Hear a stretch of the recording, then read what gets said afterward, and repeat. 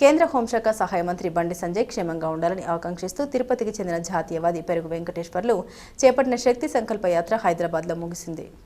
తిరుపతి అలిపిరి నుండి గత నెల 25న ప్రారంభమైన ఈ సైకిల్ యాత్ర సుమారు 680 కిలోమీటర్ల దూరం ప్రయాణించి హైదరాబాద్లోని బండి సంజయ్ నివాసానికి చేరుకుంది. మండు టెండను లెక్క చేయకుండా ప్రతిరోజు సగటున 85 కిలోమీటర్లు సైకిల్ తొక్కుతూ వెంకటేశ్వర్లు యాత్ర కొనసాగించారు. వెంకటేశ్వర్లను తన నివాసానికి ఆహ్వానించిన బండి సంజయ్ ఆయన సంకల్పాన్ని అభినందించి శాల్వాతో సన్మానించారు. దేశం, ధర్మం, హిందుత్వం కోసం బండి సంజయ్ చేస్తున్న పోరాటానికి మద్దతుగా ఈ యాత్ర చేపట్టినట్లు వెంకటేశ్వర్లు తెలిపారు. బండి సంజయ్కు మానసిక ప్రశాంతత, శక్తి కలగాలని కోరుతూ ప్రతిరోజు దేవాలయంలో ప్రత్యేక పూజలు నిర్వహించినట్లు పేర్కొన్నారు.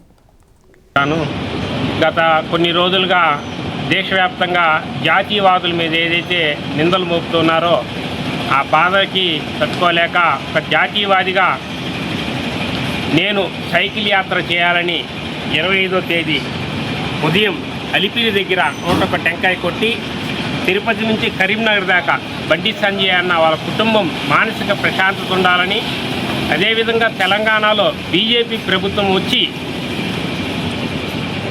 మన బండి సంజయ్ అన్న తెలంగాణ ముఖ్యమంత్రి కావాలని తిరుపతి నుంచి కరీంనగర్ దాకా గ్రామ దేవతలు ఏదైతే పెద్ద పెద్ద దేవాలయాలు ఉన్నాయో అక్కడ పూజ చేపించి పూర్తిగా అన్ని రకాలుగా వెనుక నుండి నడిపించినటువంటి దేవదేవతలకు హృదయపూర్వక నా పూజ యొక్క సంకల్పాన్ని తెలియజేసుకుంటూ ఉన్నాను.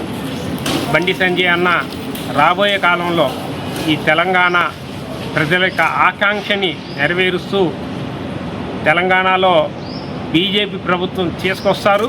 అదేవిధంగా వారు ముఖ్యమంత్రి అవుతారని ప్రగాఢమైనటువంటి సంకల్పంతో నేను శక్తి సంకల్ప యాత్రని చేయడం జరుగుతుంది. ఈ రోజుతో చివరి రోజుగా ముగియడం జరుగుతుంది.